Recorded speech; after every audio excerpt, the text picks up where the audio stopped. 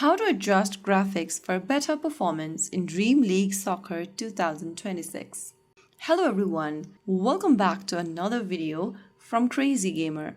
If you are looking for a way to change your graphic setting in the Dream League Soccer 2026 game, then here's how you can easily do it. First things first, open the game on your device, and once you're inside the home page, go ahead and click on the gear button at the top left corner. Now, once you're inside this page, go ahead and tap on the Advanced button at the bottom right corner and click on Graphics option.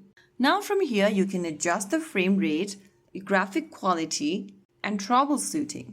To change the graphic quality, go ahead and tap the arrow button right under Quality option. For better performance, select the medium or the low option. If your game is lagging badly, you can choose low option for smoothest gameplay. Now once you've set the graphics quality option, go to frame rate from the top, and if your gameplay is laggy, then go ahead and select it to 30 FPS.